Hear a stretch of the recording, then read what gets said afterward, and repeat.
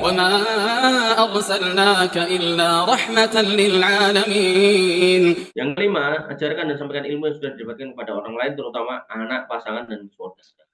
Jadi banyak suami itu merasa lebih soleh daripada istrinya karena dia ngaji tapi istrinya nggak pernah diajari. Ya salah ya suami seperti itu. Maka Nabi SAW bersabda, "Man da'a ila huda kana lahu minal ajri mislu ujuri man tabi'ahu." Barang siapa yang mengajak kepada kebaikan, maka ia akan mendapatkan pahala sebanyak pahala yang diperoleh orang yang mengikutinya.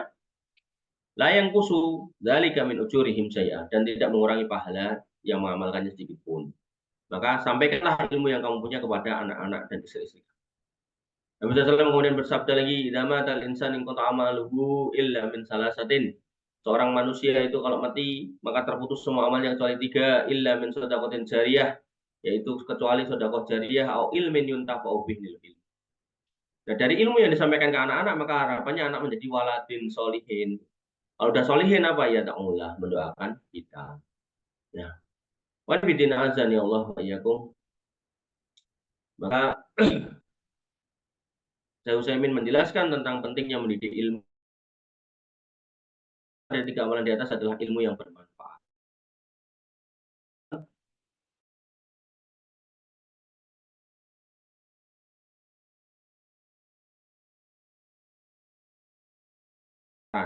Walaupun umat Islam kini hanya membaca riwayat hadis dari beliau. Abu Hurairah adalah salah satu sahabat yang paling banyak menyampaikan hadis Rasulullah SAW kepada kita, dan itu termasuk sedekah jariah. Jadi beliau tuh dalam rangka untuk mencari ilmu, beliau menahan lapar sampai pingsan segala macam. Sampaikan kepadaku tentang orang yang paling kaya sedekah di zaman Rasulullah. Apakah sedekahnya masih ada hingga kini? Beliau Syekh Utsaimin mempertanyakan. Walaupun ada sebagian ya. Tentu jawabannya tidak seperti sedekahnya Utsman bin Affan, sampai hari ini masih ada. Nah, contoh lain adalah Imam Ahmad, Syekhul Islam Ibnu Taimiyah rahimahullah. Keduanya mengajarkan ilmu kepada kita sehingga mereka sekarang sedang dikubur masing-masing, tapi amalan mereka mengalir karena sebab kitab-kitab mereka ada di hadapan kita. Seandainya engkau lihat ada khalifah terbesar dan pedagang tersukses di zaman Ibnu Taimiyah, apakah kebaikan mereka ada sampai sekarang? Ya belum tentu ada. Sehingga ilmu yang bermanfaat ada yang paling berguna dari 3 amalan tersebut.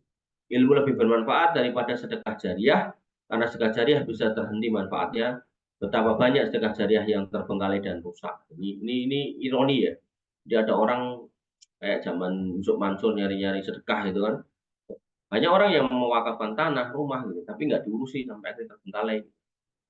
Maka yang harus kita pahami adalah ilmu itu lebih utama daripada harta. Tapi kalau kemudian kita mau sedekah untuk kemudian bangun masjid, pastikan masjidnya juga makmur. Dan cuma masjid tok itu. Habis itu nggak ada yang memakmurkan, akhirnya masjidnya terbengkalai.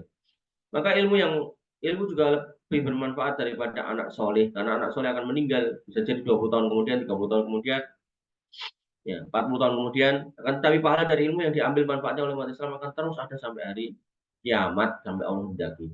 Imam Ahmad wafat 241 Hijriah. Misalnya, berapa lama beliau sudah wafat? Juga Syekhul Islam Ibnu Taimiyah wafat di 728. Berarti berapa lama beliau sudah wafat? Lama, 700 tahun yang lalu. Namun manusia masih mendapatkan manfaat dari ilmu mereka. Maka saudaraku, bersemangatlah untuk mencari ilmu. Ya, oleh kalian masih muda, semangat gitu. Karena tidak ada yang sebanding dengan ilmu bagi orang yang lurus niatnya. Jadi kalau kamu tahu faedah ilmu agama itu luar biasa, maka tuntut ilmu agama itu dari sekarang. Maka bersemangatlah untuk belajar ilmu agama dan ilmu pendukung lainnya seperti nahwu dan seterusnya yang dapat membantu untuk belajar ilmu agama. Dengan hal itu Allah memberikan manfaat untukmu dan menjadikanmu sebagai orang yang bermanfaat.